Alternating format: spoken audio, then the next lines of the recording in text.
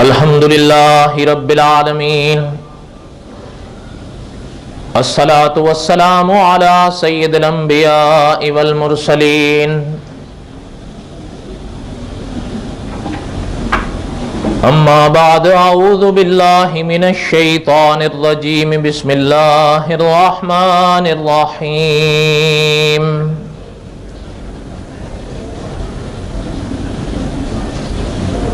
ان اللہ اصطفى آدم ونوحا وآل ابراہیم وآل عمران علی العالمین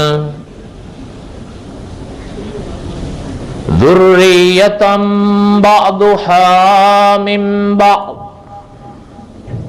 واللہ سمیع علیم۔ صدق اللہ العظیم وبلغنا رسولہ النبی الکریم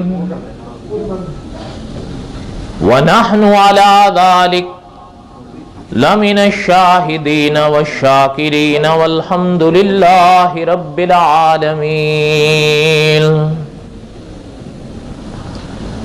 اللہم صلی علی محمد وعلی آل محمد کما صلیت علی ابراہیم وعلی آل ابراہیم انکا حمید مجید۔ اللہم بارک علی محمد وعلی آل محمد کما بارکت علی ابراہیم وعلی آل ابراہیم انکا حمید مجید۔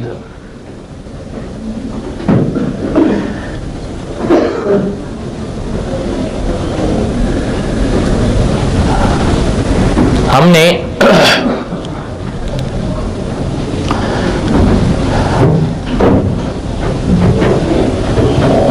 ارادہ کیا تھا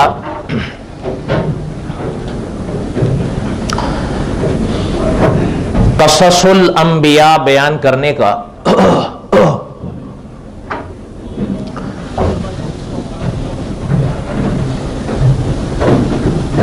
قصص الانبیاء کی آج ہم پہلی قسط کی ابتدا کرتے ہیں۔ تمہیدی باتیں کئی عرض کر دیں تاکہ یہ سبق سننے اور سمجھنے میں کوئی دقت پیش نہ آئے۔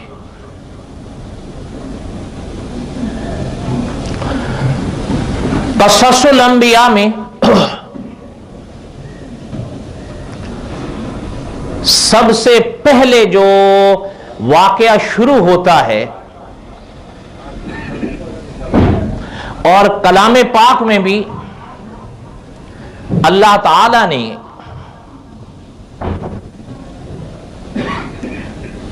قصص الانبیاء کی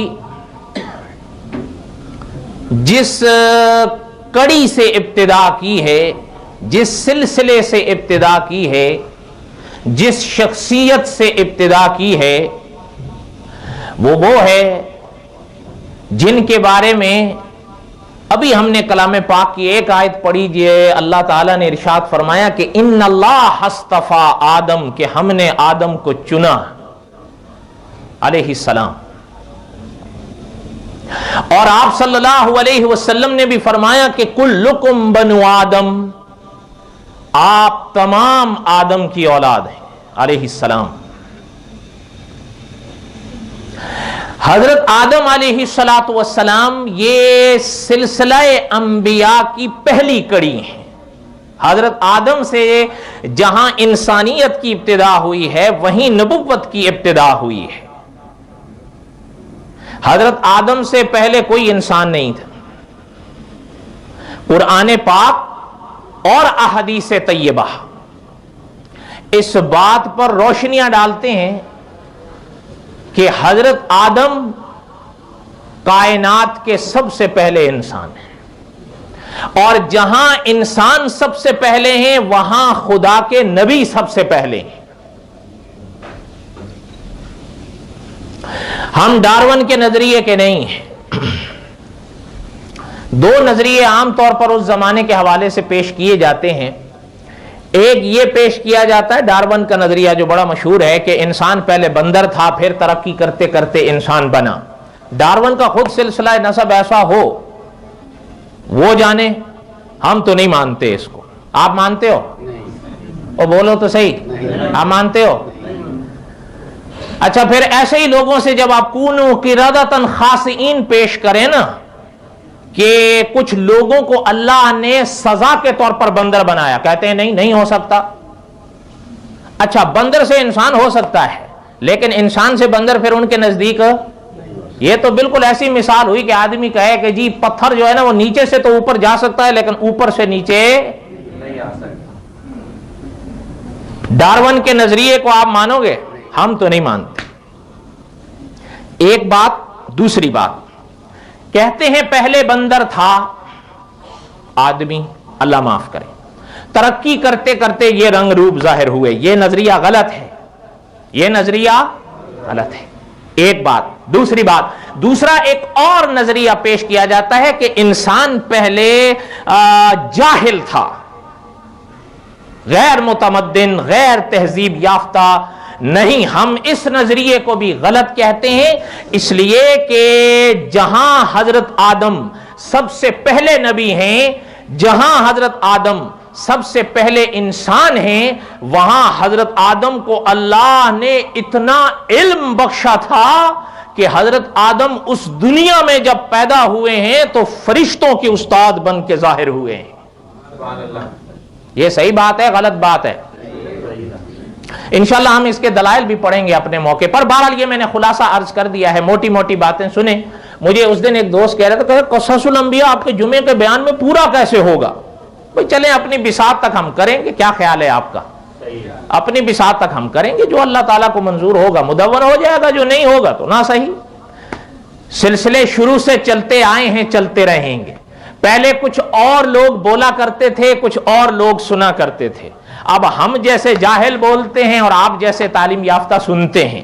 ہمارے چلے جانے کے بعد اور آئیں گے, ہم سے اچھے آئیں گے, وہ ہم سے اچھے بولیں گے, آپ سے اچھا سنیں گے. ہے یا نہیں؟ جب تک اللہ کو منظور ہوگا یہ سلسلہ چلتا رہے. حضرت آدم علیہ السلام اس دھرتی پر اللہ کے سب سے پہلے نبی ہیں اور سب سے پہلے انسان ہیں.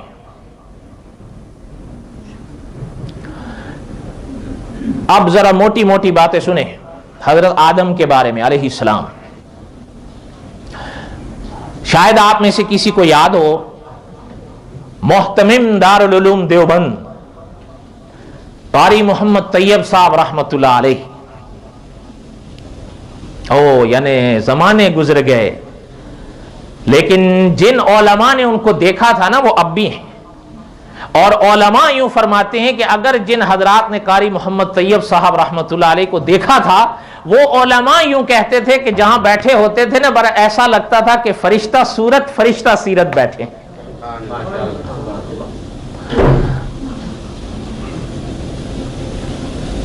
پتہ نہیں شاید آپ جانتے بھی ہوں, قاسم العلوم والخیرات مولانا محمد قاسم نانوتوی رحمت اللہ علیہ, آپ نے نام سنا ہو.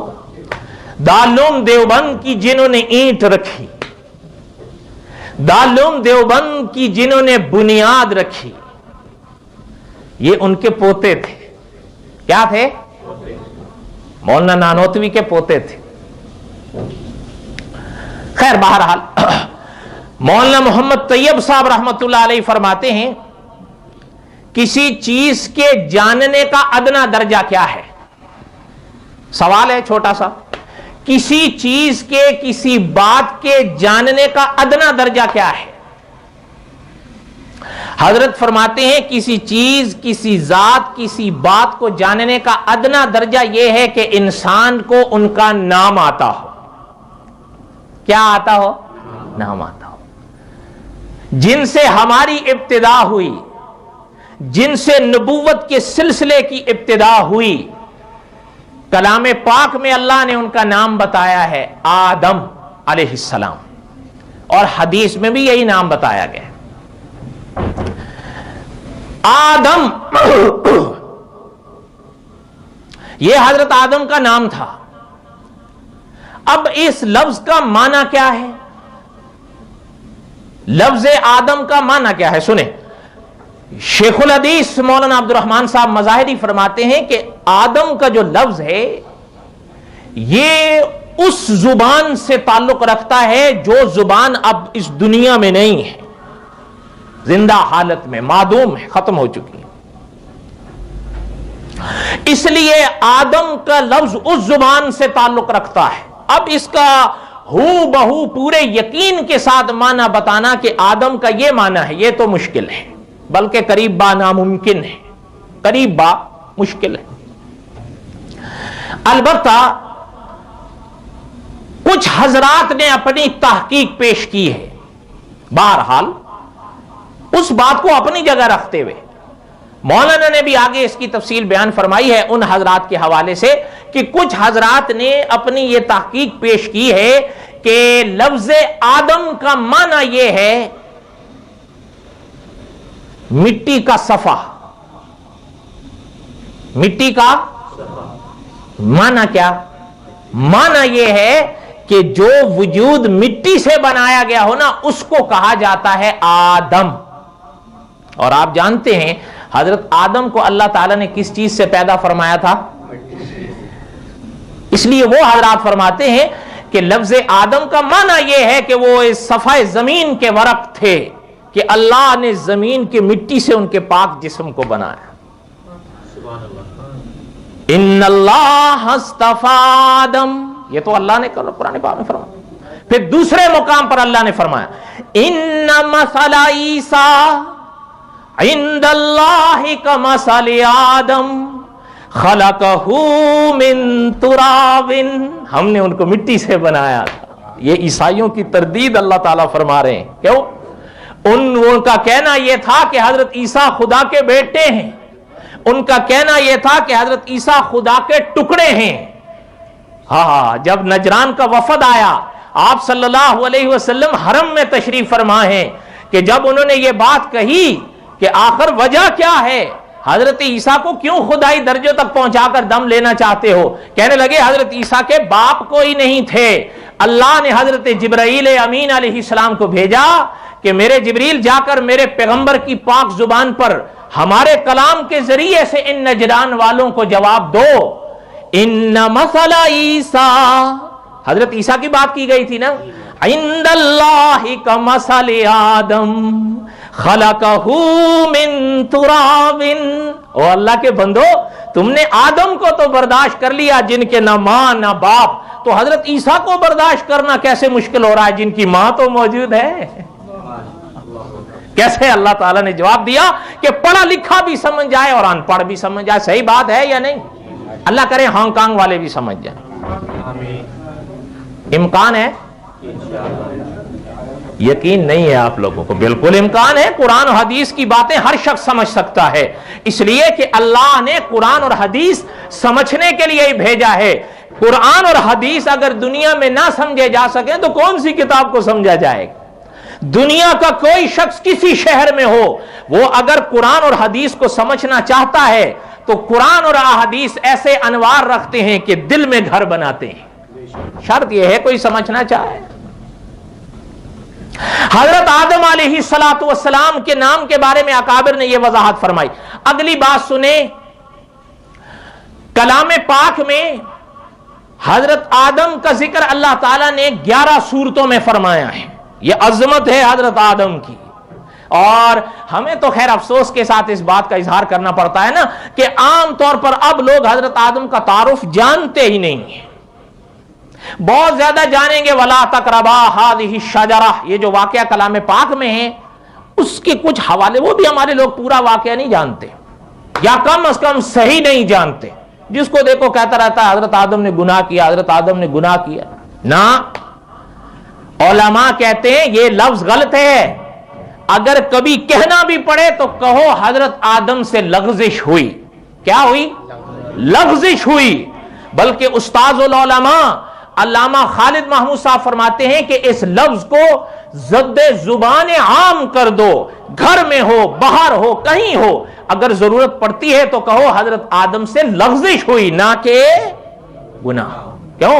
قرآن کہتا ہے وہ بھول تھی، ہم کہتے ہیں وہ گناہ تھا۔ پھر ہم صحیح ہیں یا قرآن صحیح ہے؟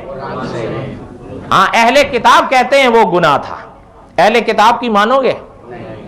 ہاں، اہل کتاب کی گاڑی تب تلک نہیں چلے گی، یہ والے جو ہیں نیو ٹیسٹمنٹ والے، ان کی گاڑی اس وقت تک نہیں چلے گی جب تک وہ حضرت آدم کی اس بات کو گناہ قرار نہ دیں۔ کیوں؟ اب اس کی وضاحت انشاءاللہ قصص الانبیاء میں حضرت عیسیٰ کے مسئلے پر آئے گی، اب تب تک جب ہم زندہ رہے تو یا آپ لوگ زندہ رہے تو انشاءاللہ۔ حضرت آدم علیہ السلام کو اللہ تعالیٰ نے پیدا فرمایا۔ اب اگلی بات سنیں، حضرت آدم علیہ السلام کو اللہ تعالیٰ نے جو پیدا فرمایا، اس سے پہلے آپ ایک بات اور بھی سنیں جو علماء نے اسی ضمن میں بیان فرمائی ہے۔ نام کا معنی تو سمجھ میں آ گیا، دونوں رائے میں نے وضاحت کے ساتھ بتا دی ہیں، اس کا خلاصہ یہی ہے، جتنی پڑھتے چلے جائیں۔ کلام پاک میں حضرت آدم کا ذکر 11 صورتوں میں علماء نے لکھا ہے کہ کلام پاک میں اللہ نے حضرت آدم کا ذکر 11 صورتوں میں فرمایا۔ کتنا؟ 11 صورتوں میں۔ ایک بات۔ دوسری بات، علماء نے اسی کے ساتھ لکھا ہے کہ کلام پاک میں حضرت آدم کا نام اللہ نے 25 بار لیا ہے۔ کتنی بار؟ 25 بار۔ اچھا، ایک بات میں طلبہ کے لیے عرض کر دوں، آپ تو نہیں خیر، لیکن طلبہ کہیں نہ کہیں شاید پڑھتے ہوں، قصص القرآن میں ممکن ہے کہ اس ہندسے کے ساتھ جو جدید نسخہ چھپا ہے نا قصص القرآن کا، تو شاید کوئی اختلاف کرے، لیکن میں اب اس کی وضاحت یہاں نہیں کرتا۔ ہدایت کے چراغ کو پڑھ لو تو اس کی وضاحت سمجھ میں آ جائے گی۔ طلبہ کے لیے میں نے اشارہ کر دیا ہے کیونکہ وہ حضرات کہیں نہ کہیں رابطہ کرتے ہیں، اس لیے میں نے اشارہ کر دیا، جب وہ دونوں اور قصص القرآن کا پرانا نسخہ سامنے رکھیں گے تو بات واضح ہو جائے گی، اس لیے کسی اختلاف یا الجھن میں پڑھنے کی ضرورت نہیں ہے۔ خلاصہ یہی ہے کہ حضرت آدم کا نام اللہ تعالیٰ نے اپنے قرآن میں کتنی بار لیا ہے؟ 25 بار لیا ہے۔ اگلی بات سنیں، اب حضرت آدم سے پہلے کیا بنا؟ اب یہ ایک بڑی لمبی تفصیل ہے، لیکن بہرحال میں آپ کو ایک خلاصہ سا موٹا سا بتا دیتا ہوں، وہ سن لیں، ٹھیک ہے؟ اچھا، آج کون سا دن ہے؟ بولے میرے ساتھ مل کے بولے، آج کون سا دن ہے؟ جمعہ۔ کل کون سا دن ہوگا؟ ہفتہ، سنیچر، سیٹرڈے، سنکھلو، کچھ بھی کہہ لیں جو آپ کو آسانی ہو۔ اچھا، اب اس کے بعد اتوار ہے، سوموار ہے، منگلوار ہے، بدھ ہے، جمعرات ہے، اور پھر کیا آ جائے گا؟ جمعہ۔ اب ذرا سنیں، ہاں، علماء یہ فرماتے ہیں کہ جب ہفتے کا دن پڑھا تو اللہ تعالیٰ نے مٹی کو پیدا فرمایا، جب اتوار آیا اللہ تعالیٰ نے جبال کو پیدا فرمایا، مراد پہاڑ ہیں، جب آیا اپنا سوموار اللہ تعالیٰ نے اشجار کو پیدا فرمایا جو درخت ہیں، جب آیا منگل اللہ تعالیٰ نے مکروہات کو پیدا فرمایا جو ناپسندیدہ چیز ہیں، سانپ وغیرہ، جب آیا بدھ تو اللہ تعالیٰ نے انوار کو پیدا فرمایا جسے کہا جاتا ہے روشنی، اور جب آئی جمعرات تو اللہ تعالیٰ نے جانوروں کو پیدا فرمایا، اور جب آیا جمعہ تب حضور نے فرمایا کہ اللہ نے حضرت آدم کو پیدا فرمایا۔ اچھا، یہاں اگر تھوڑا سا غور کریں نا بات بڑی واضح سمجھ میں آئے گی کہ یعنی حضرت آدم اس ترتیب سے، اور یہ ترتیب ہمارے اکابر نے لکھی ہے حدیث شریف کی روشنی میں کوئی اپنی طرف سے نہیں بتا رہا ہوں۔ اچھا، یہ ذرا غور کر کے بتائیں کہ پہلے ابتدا کس کی ہوئی، حضرت آدم کی یا مٹی کی؟ اچھا، پہلے ابتدا تخلیق کس کی ہوئی، حضرت آدم کی یا جبال کی؟ پہلے ابتدا کس کی ہوئی، اشجار کی یا حضرت آدم کی؟ اچھا، اب اس ترتیب سے جب ہم آخر تک آئے ہیں، جانوروں کی پیدائش پہلے ہوئی یا حضرت آدم کی؟ خلاصہ یہ ہے کہ تمام مخلوقات کو اللہ نے پہلے پیدا فرمایا اور حضرت آدم کو بعد میں پیدا فرمایا، اور پھر اکابر فرماتے ہیں جس طرح با اعتبار تخلیق کے آدم سب سے اخیر میں تھے، جب اس صفحہ کائنات کو اللہ تعالیٰ لپیٹیں گے تو سب سے آخر مخلوق جس پر قیامت قائم ہوگی وہ بھی آدم کی اولاد ہوگی۔ ابتدا میں بھی ہم ہیں اور انتہا میں بھی ہاں یہ رہ گئی چیزیں کہ جی یہ پھر پہلے آ گئیں تو شان بڑھ گئی، نہیں پہلے آنے سے شان تھوڑی بڑھ جاتی ہے. نہیں سمجھ آئی؟ ہمارے اور آپ کے ذہن میں اصول نہیں ہوتے نا، جس کی وجہ سے ہم دھوکے کھاتے ہیں. اب میں آپ سے پوچھتا ہوں کہ حضرت آدم پہلے پیدا ہوئے یا حضور پہلے پیدا ہوئے؟ حضرت آدم علیہ السلام. اچھا، حضرت عیسیٰ پہلے پیدا ہو کر اس دنیا میں تشریف لائے یا حضور آئے؟ حضرت عیسیٰ علیہ السلام. سب حضرات پہلے ہیں، لیکن حضور صلی اللہ علیہ وسلم تو سب سے آخر میں پیدا ہو کر اس دنیا میں تشریف لائے. لیکن یہ ساری امت کا اجماعی عقیدہ ہے کہ حضرت محمد الرسول اللہ صلی اللہ علیہ وسلم بعد از خدا بزرگ توئی، قصہ مختصر.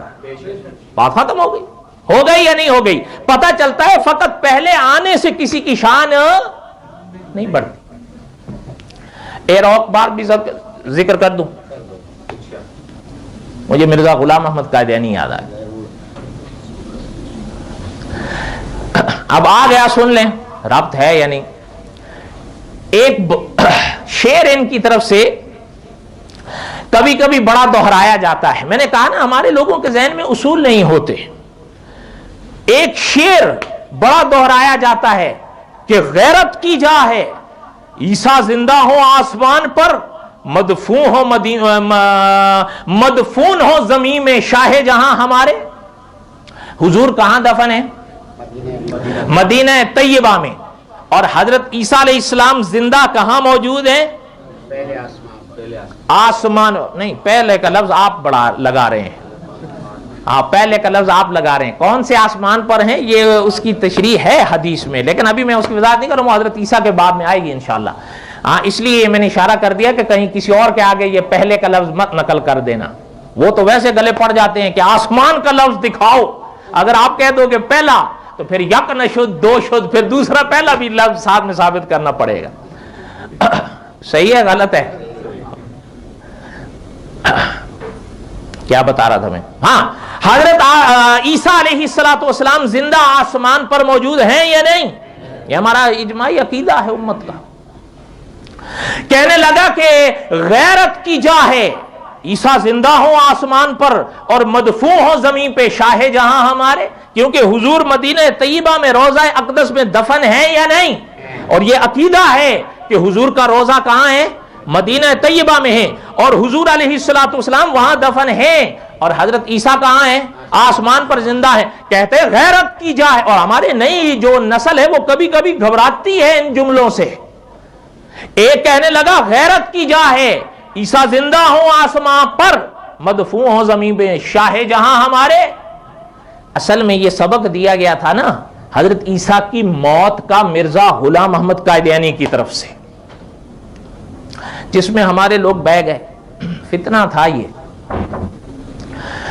بہرحال جب اس نے یہ بات کہی نا کہ غیرت کی جا ہے، عیسیٰ زندہ ہو آسمان پہ، مدفون ہو زمین میں شاہ جہاں ہمارے، تو یاد کریے کہ آپ صلی اللہ علیہ وسلم نے فرمایا تھا نا کہ العلماء ورثۃ الانبیاء، کہ علماء انبیاء کے وارث ہوتے ہیں. استاذ العلماء علامہ خالد محمود صاحب کے ساتھ جب ان کا واسطہ پڑا تو سامنے سے کہنے لگا غیرت کی جا ہے، عیسیٰ زندہ ہو آسمان پر، مدفون ہو زمین میں شاہ جہاں ہمارے. استاذ العلماء علامہ خالد محمود صاحب نے اسی وقت جواب دیا، بغیر سوچے جواب دیا. فرمایا غیرت کی نہیں، عزت کی جا ہے، عیسیٰ اتریں گے اس سرزمین پہ مدفون ہیں جہاں پہ شاہ جہاں ہمارے. تکبیر، اللہ اکبر. ذرا مل کے اللہ اکبر کہو زور سے. نعرہ تکبیر، اللہ اکبر. بس اللہ تعالیٰ کا نام لینے میں کوئی جھجک ہوتی؟ ابتدا میں بھی اللہ ہے اور انتہا میں بھی اللہ ہے. یاد رکھیے گا. آپ پیدا ہوئے تو کیا تھا؟ اللہ اکبر کی کان آواز یہاں آئی تھی کہ نہیں؟ اور جب آپ اور ہم اپنا پڑھے ہوں گے نا جنازے پر، تو جب امام کہے گا السلام علیکم ورحمت اللہ، ابتدا میں بھی اللہ ہے، انتہا میں بھی اللہ ہے. بس اچھا خیر، اپنا آدم علیہ السلام کے حوالے سے میں بات عرض کر رہا تھا. حضرت آدم کا نام 25 بار قرآن میں آیا، اور با اعتبار تخلیق کے تمام مخلوقات کے بعد اللہ تعالیٰ نے پیدا فرمایا، اور پھر آخر اس کائنات کا بھی حضرت آدم کی اولاد پر ہوگا. پتہ یہ چلا احادیث طیبہ سے کہ حضرت آدم کب پیدا ہوئے؟ جمعہ کے دن۔ کب پیدا ہوئے؟ جمعہ کے دن۔ اب اگلی بات سنیں، حضرت آدم کے یہ ابتدائی چھوٹی چھوٹی باتیں میں نے عرض کر دی ہیں، یہ ذہن میں آ گئی ہیں۔ اب آگے وہ بات سنیں جو کلام پاک میں بیان فرمائی گئی اور بڑا مشہور واقعہ ہے۔ اللہ تعالیٰ نے جب انسان کو پیدا فرمانا چاہا، ملائکہ کے آگے اللہ تعالیٰ نے اظہار فرمایا، وہ سب آپ جانتے ہیں۔ وَإِذْ قَالَ رَبُّكَ لِلْمَلَائِكَةِ إِنِّي جَاعِلٌ فِي الْأَرْضِ خَلِيفَةً، یہ قرآن میں ہے۔ اللہ تعالیٰ نے ملائکہ سے فرمایا کہ ہم ایک مخلوق پیدا کرنا چاہتے ہیں جو ہماری مرضیات کی نمائندہ ہوگی، جو ہمارا خلیفہ ہوگا۔ جا کر ان کی کتاب زندگی کو پڑھو۔ فرشتے گئے، انسان کی کتاب زندگی کو فرشتوں نے پڑھا۔ انہوں نے دیکھا، فرشتوں نے، کہ قابیل حابیل کو قتل کر رہا ہے۔ انہوں نے دیکھا کہ قوم حضرت نوح علیہ السلام کو مار مار کے جنگل میں پھینک رہی ہے۔ فرشتوں نے دیکھا کہ نمرود حضرت ابراہیم کو آگ میں جھونک رہا ہے۔ فرشتوں نے دیکھا کہ بھائی حضرت یوسف کو پکڑ کے کنویں میں پھینک رہے ہیں۔ انہوں نے دیکھا کہ فرعون بنی اسرائیل کے بچوں کو ذبح کر رہا ہے۔